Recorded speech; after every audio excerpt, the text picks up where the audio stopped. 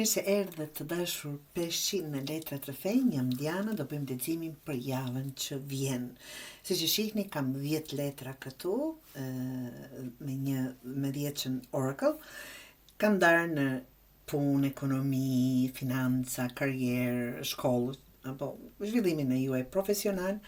Këtu kam ndarë në dashuri dhe mbrënda saj kam bërë dhe një pyetje tjetër. A ka rikthim apo ribashkim për ata që duan një gjë të tillë? Dhe radha e tretë është si rezultat çfarë po vjen. Të dashur Peshqi, me këtë në shikim të parë nuk je duke humbur, nuk je duke ta them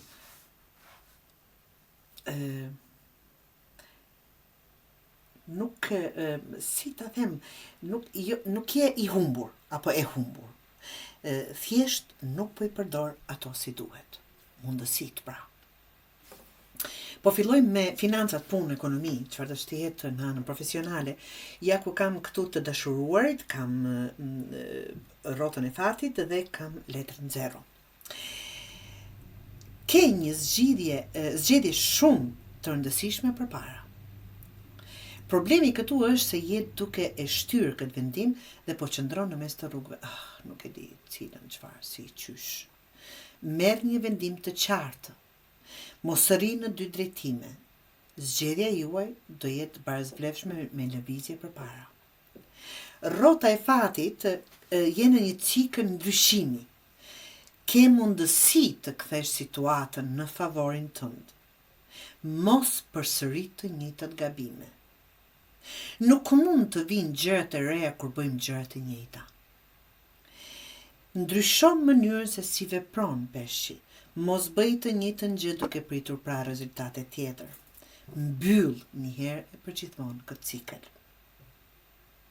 Letra 0, që tregon kapitull të ri, ke mundësi për një fillim totalisht të ri. Po sikur ke frikë të fillosh nga 0-ja, të them ashtu. Merr guximin Peshqi. Mos prit siguri totale. Fillimi i ri është rruga jote. Një fillim i ri komplet në karrierë, në punë, investim apo një mundësi të bëni zgjedhjen e juaj. Je në një pikë pra ku një vendim plus guxim vjen baraz me ndryshim total. Dashuria.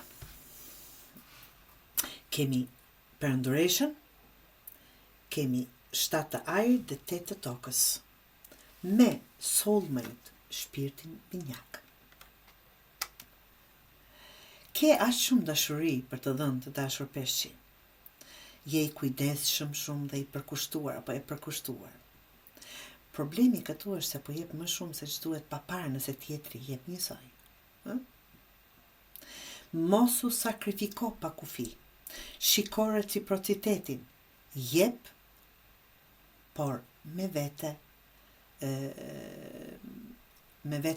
respekt. Jep, por dhe prit të marrësh.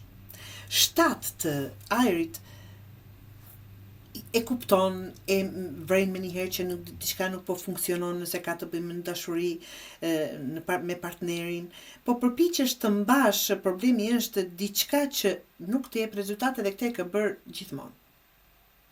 Ndalo së luftuari kot Peshqi. Prano realitetin. Lësho atë që nuk funksionon. Pra, ç'të duhet? Ma thuaj ç'të duhet një gjë që nuk funksionon. Thjesht sepse e do.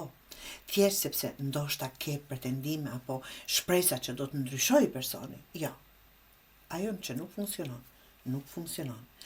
8 të tokës tregon që mund të ndërtosh një lidhje të qëndrueshme. Duhet punë, disiplinë dhe rregull. Nuk është vetëm ndjenjë, pra, po duhet punë dhe disiplinë dhe rregull dhe në dashuri. Ndërto, mos e lë vetëm në ndjenjë, vendos rregull në lidhje, mos prit që gjithçka të vi vetë të dashur Peshqi.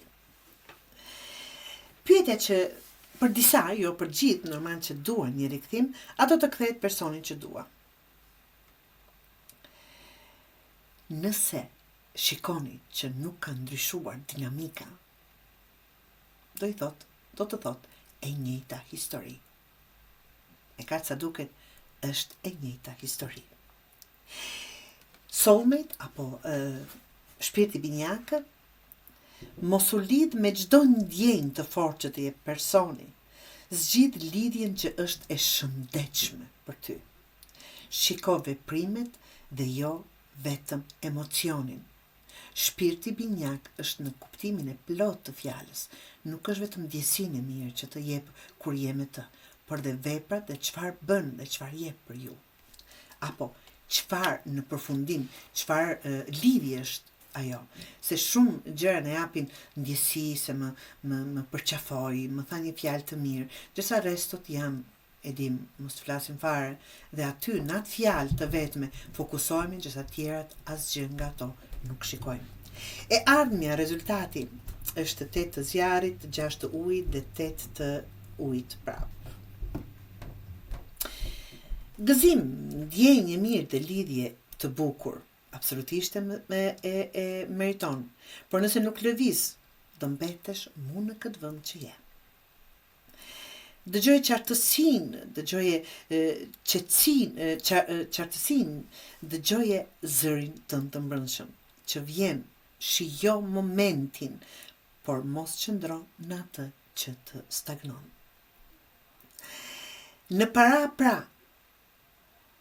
fillimi i ri varet nga vendimi yt. Në dashuri duhet të ndalosh së mbajturi atë që nuk funksionon, apo të shpresosh pa kufi. Në të ardhmen qartësia të çon drejt një zgjedhje të rëndësishme në jetën tënde. Nuk është se nuk e di çfarë duhet të bësh. Thjesht po e shtyn atë vendim. Bëje peshqi, bëje dhe të ecësh para.